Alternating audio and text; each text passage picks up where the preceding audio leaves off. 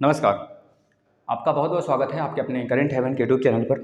आशा करते हैं बेहतरीन होंगे और अपनी पढ़ाई को भी आप कंटिन्यू रखकर सारे काम को करते हुए अपनी पढ़ाई को भी कंटिन्यू रखे होंगे। यह बात सही हो गई है ना। तो देखिए मेरे भाई, बहुत सारे अभ्यर्थी परेशान हैं डीएलएड के एग्ज़ाम को लेकर, सुपर टेट के एग्ज़ाम को लेकर, सीटेट यूपी टेट के एग्ज़ाम को लेकर। तो उन सबको मैं अभी थोड़ा सा रोकता हूँ, डीएलएड के ऊपर फोकस कर लेता हूँ थोड़ा सा। डीएलएड और यूपी टेट दो विषय पर मैं बात करूँगा आज संडे भी है, तो मेरा थोड़ा सा कुछ ऐसी चीज़ें आया करेंगी अब संडे को जिससे कि आप सभी लोग इसको फॉलो करते रहें। यूपी टेट, ये दोनों मुद्दों को मैं समझाने वाला हूँ, थोड़ा सा ध्यान से देखना। ये जो डीएलएड है ना, काफ़ी सालों से डीएलएड पे वर्क हो रहा है। और डीएलएड के पहले अगर देखा जाए तो डीएलएड करने वाला अगर किसी घर में होता था तो लोग ये बोलते थे तो शिक्षक बन गया 2010 के आसपास में। उसके बाद जब से यूपी टेट और सीटेट का इंट्रोडक्शन हुआ तब से अगर देखा जाए तो भाई इनके नगाड़े कुछ दिन बजे कि हाँ चलो एक पात्रता बीच में आया जिससे कि थोड़ी सी इसमें कठोरता दिखेगा, यानी कि अच्छे टीचर मिलेंगे, मानक वाले टीचर मिलेंगे, अच्छे मानक वाले। पहले इनका पात्रता चेक कर लिया जाएगा, फिर पढ़ाने वाले टीचर हमें मिल जाएंगे। जो हम लोग इस आधार पर शिक्षक की भर्ती कर रहे थे कि चलिए डायरेक्ट इनका हो जाएगा, मतलब कि मेरिट के आधार पे, तो वह चीज़ें थोड़ी सी रुकेंगी। लेकिन बाद में फिर वह चीज़ें आप करने लगे जो सच में सोचा नहीं गया था कभी। यूपी टेट कभी सोचा गया था कि कराने के बाद डीएलएड 4 साल से बच्चे कर रहे हैं, 4 सालों के जो डीएलएड है वह एक साथ ही जोड़कर आप ऐसा कुछ करने वाले हो, तो डीएलएड बंद कर दिए होते बीच में ही। जब आप यूपी टेट एक डीएलएड कराकर, अगर आप एक डीएलएड कराकर वैकेंसी नहीं निकाल रहे हो तो आगे आपको अगला बैच शुरू ही नहीं करना चाहिए। ये चीज़ें आपके दिमाग में होना चाहिए और यही करना भी चाहिए आपको। अगर आप डीएलएड सही समय पे कराते हो तो सही समय पे वैकेंसी क्यों नहीं निकालते हो? डीएलएड का बैच हर साल लेते हो क्योंकि पैसा चाहिए होता है आपके संस्थान को। घर में खाने को बच्चे के पास कुछ ना होता है, माँ बाप के पास कुछ ना होता है। अगर बच्चा डीएलएड करने की बारी बात करता है, बीएड करने की बात करता है, माँ बाप कहते हैं चलो मैं कुछ दिन थोड़े से रोकता हूँ अपनी खाना पीना जो उच्च कोटि का है, थोड़ा सा आपके लिए भी कुछ सोच लेता हूँ, आपके लिए पैसे का इंतजाम कर देता हूँ, आपके लिए थोड़ा सा खेत बचा उसको बेच देता हूँ, चलिए गिरवी रख देता हूँ, हो सकता है मेरा बच्चा टीचर बन जाए।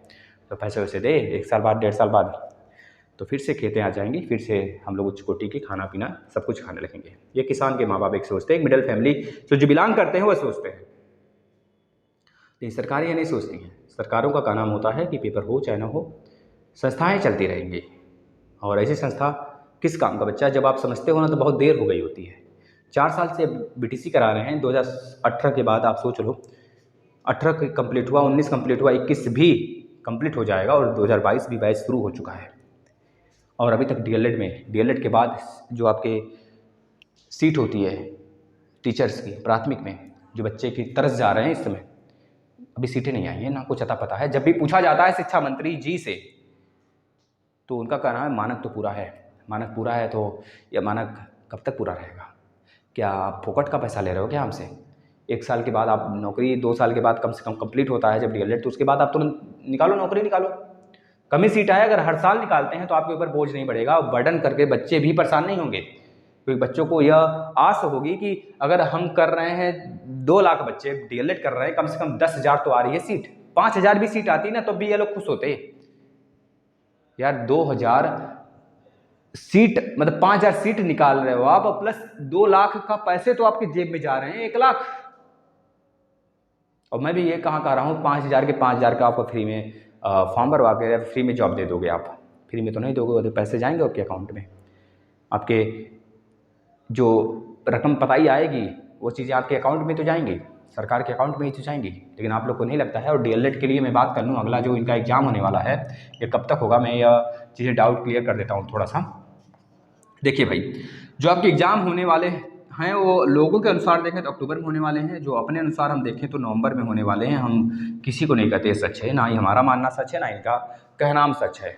दोनों चीज़ें मैं नहीं कहता हूँ कि यह भी सच है कि यह भी सच है। क्या सच है मुझे नहीं पता, क्योंकि सरकार बिल्कुल निकम्मी है, इस पर कुछ नहीं कहा जा सकता। जब भी हमारे सचिव का रिकॉर्डिंग आप लोग सुन रहे होंगे तो सचिव का कहना साफ साफ है कि तुम्हारे कहने से मतलब आपके कहने से मैं एग्ज़ाम नहीं कराऊंगा, आपके कहने से मैं रिजल्ट नहीं निकालूंगा। 2021 बैच का बच्चा भी जब उनसे बात किया तो यही उनका कहनाम था, और 2019 बैच का बच्चा अभ्यर्थी जब बात किया तो उनका कहनाम यही था। हम भी बात किए तो उनका साफ साफ यही कहनाम था कि आपके कहने से मैं ना DLED का एग्ज़ाम करवाऊंगा, ना ही आपके कहने से मैं DLED का रिजल्ट निकालूंगा। मान लो आप बैक वाले बच्चों के लिए इस तरह बोल रहे हो, तो आपके सामने 2021 बैच का फ्रेश प्रशिक्षु भी तो बात किया, आप उससे भी यही काम बोले, यही चीज़ बोले। क्यों बोले आज? मतलब आप अधिकारी हो, बेसिक शिक्षा के अधिकारी बन के बैठे हो वहाँ पर, लेकिन आपको यहाँ तक यह नहीं पता है मेरे भाई कि एग्ज़ाम कब हो सकते हैं। बच्चा तो ये भी पूछा सर कम से कम फाइनली ना डेट सही तो कम से कम लमसम डेट बता दो, तो उनका कहना है मुझे कुछ नहीं पता है, मैं तो एग्ज़ाम होंगे, अब कब तक होंगे यह बाद में सूचित किया जाएगा, समय आने पर एग्ज़ाम होंगे। पहली बात इनका मानना यह है। और साफ साफ कहते हुए भी उन्होंने कहा कि आप फ़ोन रखिए। सोचो, तो हमारी इज्जत ना थी पहले भी और आज भी नहीं, लेकिन हमारे लोगों के लिए तुम्हारी इज्जत है। तो आपसे मैंने अपना सवाल पूछा है और आपको पूरा हक है कि हर एक प्रशिक्षु का जवाब देने का। जितनी बार फ़ोन किया जाए उतनी बार फ़ोन उठाओगे, जितनी बार बात किया जाए उतनी बार बात करोगे सही से, यह आपका भी कर्तव्य है और आप इसीलिए वहाँ बैठाए गए हो। बात खत्म। अगर आप काम नहीं कर सकते, वर्क नहीं कर सकते, तो बच्चों का जवाब दे सकते हो। 10 बार पूछा जाए, 100 बार पूछा जाए, 1000 बार बच्चे पूछे ना, तो 1000 बार आपको जवाब देना है। नहीं देना है तो लिखित दे दो, मैं बच्चों का जवाब नहीं दे सकता, कहानी खत्म। इसके बाद आप हमारा काम है आगे, हम क्या करेंगे, समझ रहे हैं ना। इसी वजह से इनको बुलाया गया था सुप्रीम कोर्ट में एक बार। अब किस वजह से, आप पिछला वैकेंसी उठाकर पिछला डाटा देख सकते हैं। सुप्रीम कोर्ट ने बोला आप जवाब क्यों नहीं दे रहे हो, जिस वजह से आपको बैठाया गया आप जवाब नहीं दे रहे हो, आओ कटघरे में। सब हेकड़ी निकल गई थी, उसी समय निकली थी, समझ रहे हो ना। तो ये चीज़ें होती हैं। अक्टूबर में मेरा भाई, बहुत लोग कह रहे हैं अक्टूबर में अगर एग्जाम होगा भी, तो मैं बता दूं तो इस एक हफ्ते में, आने वाले इस एक हफ्ते में आपका मतलब कि कुछ ना कुछ नोटिफिकेशन देखने को मिल जाएगा। अगर आगे आने वाले 7 दिन के अंदर अगर ये चीज़ें नहीं हुई तो मान के चला नवंबर लास्ट में आपके एग्जाम होंगे। इसका वजह भी है क्योंकि बहुत जगह अभी 2021 बैच के प्रशिक्षुओं का टीचिंग लगा है, कंप्लीट नहीं हुआ है। मैं नहीं कहता कि टीचिंग लगते हुए टीचिंग के साथ एग्जाम नहीं कराया जा सकता, एग्जाम हो सकता है, लेकिन पिछले 2 सालों से ऐसा नहीं हो रहा है। तो मैं इस बार भी नहीं मान के चलता हूँ कि टीचिंग करते समय बच्चों का एग्जाम हो जाएगा। यह कारण एक है। और दूसरा कारण यह है कि जो स्कूटनी के फॉर्म भरे गए हैं ना, पिछली बार भी यह हुआ था, इस बार भी यही, हम उसी पिछले बार के डाटा पे अनुसार मैं बता रहा हूँ भाई। मेरी बात भी झूठी हो सकती है, मैं नहीं कहता हूँ, मैं सच ही बोल रहा हूँ, हम समझ रहे हो। मैं पिछले इतिहास के आधार पे मैं आपको बता रहा हूँ, क्योंकि इतिहास भी कभी परिवर्तित नहीं होती है। अगर परिवर्तित कर रहे हैं तो भाई बहुत बढ़िया है, चलो ये बदल रहे हैं चीज़ों को। स्कूटनी का रिजल्ट आने के बाद पिछली बार भी एग्जाम हुआ था, इस बार भी स्कूटनी के फॉर्म फिलअप हुए हैं, 19 तारीख को ख़त्म हुआ है। तो 19 के बाद इनका क्या नाम होता है, 1 महीने हुए तो 19 के बाद 2 महीने और मतलब 3 महीने के अंदर आपके रिजल्ट आएंगे, यानी कि 19 नवंबर तक रिजल्ट आएंगे। तो 19 नवंबर तक तो एग्जाम ही नहीं होगा, मतलब लास्ट नवंबर तक एग्जाम होगा। सचिव सर का एक रिकॉर्डिंग भी हमने सुनवाया था आपको, उनका कहना यही था कि नवंबर दिसंबर में एग्जाम होगा। तो नवंबर दिसंबर का मतलब, कहने का मतलब अगर मैं यह मान लूँ नवंबर दिसंबर दोनों में एग्जाम, मैं यह मान लूँ कि नवंबर के लास्ट और दिसंबर का फर्स्ट वीक, तो नहीं सही रहेगा। बताना जरा, मेरी बातों को पकड़ने का प्रयास करिए जो भले भाई हैं। मैं बहुत, आप जानते हैं, मुझे पता है, बहुत नॉलेज है आपको, मुझे जो छोटा मोटा नॉलेज है मुझे थोड़ा बहुत ना, मैं उसी पे बात करता हूँ, उसी आधार पे बात कर रहा हूँ। और मैं ज़मीनी स्तर से जुड़ के बात करता हूँ, मैं कुछ चुराने की बात ना करता हूँ, मैं ना ही आपको चोरी छिपी या फिर कुछ ऐसा आंकड़ा देता हूँ जो कि आपके लिए भविष्य में बहुत ज़्यादा नॉर्मली। मैं तो अपनी बात को भी नकार सकता हूँ कि हाँ मैंने बोला था ये चीज़ें और बाद में नहीं हुई, क्योंकि मैंने यहाँ पर बोलते समय यह बोला है आपसे कि मेरी बात भी झूठी हो सकती है और इनकी बात सच्ची हो सकती है। भले इनकी बात आज झूठी हो, आगे सच्ची हो जाए, मेरी बात भले सच हो, झूठी भी हो सकती है। तो ये चीज़ें मैंने आपको बता दिया है, तब मैं बता रहा हूँ। लेकिन जो आंकड़े हैं मैं प्रस्तुत करता हूँ ना, उसको पिछले आंकड़े से जोड़कर प्रस्तुत करना। बताना मेरे भाई, पिछला आंकड़ा आप खुद उठा के देख सकते हो। यह जो स्कूटनी का रिजल्ट आया था, लगभग स्कूटनी का रिजल्ट आ गया था पूरी की पूरी, तब जाके आपके एग्जाम शेड्यूल हुए थे 24 तारीख से, पिछली बार याद रखो। और 24 तारीख तक पूरा ना सही, मतलब एक जो 4th सेमेस्टर के बच्चे थे उनका स्कूटनी का रिजल्ट नहीं आया था और बाकी 3rd सेमेस्टर तक आ चुका था, क्योंकि 4th सेमेस्टर का पेपर थोड़ा लेट हुआ था जाकर लास्ट में, इस वजह से डिले हुआ था। लगभग 3 या 4 से स्टार्ट था, है ना। तो यही चीज़ है, स्कूटनी का रिजल्ट 19 नवंबर तक आने वाला है। इस वजह से जो बच्चे कह रहे हैं अक्टूबर में होगा, तो भाई देख सकते हो, हमारा मानना है लास्ट नवंबर तक होगा। अगर अक्टूबर में होने वाला होगा तो 7, आज 2 हो ही गया, आने वाले 4 या 5 दिन में आपके सामने यह अनाउंसमेंट हो जाएगा। और रही बात यूपी टेट की, यूपी टेट इस वजह से उलझा है मेरा भाई ना, यूपी टेट इस वजह से उलझा हुआ है क्योंकि 12 अक्टूबर को थोड़ा सा एक बहुत बड़ा डिसीजन होने वाला है, पता है नहीं, बीएड और डीएलएड के सुझाव के विषय में। बीएड हारेगा, बीएड जीतेगा, डीएलएड हारेगा, डीएलएड जीतेगा, सारे नारेबाजी आप देख रहे हैं, है ना। ब्लैक डे, गोल्ड डे, पता नहीं क्या क्या भी मनाया गया था बीच में ही। तो आप देख रहे हो, अगर यह फाइनल हो जाता है 12 अक्टूबर को, तो हेयरिंग्स फाइनल होती है तो मान के चलना यूपी टेट दिसंबर में हो जाएगा, क्योंकि ज़्यादा वक्त नहीं है। 1 ही महीने के फॉर्म उसके निकालने हैं, तुरंत एग्जाम लेने हैं। आप तैयारी तो कर ही रहे हो, नया कर रहे हो तो करना शुरू कर दो मेरे भाई।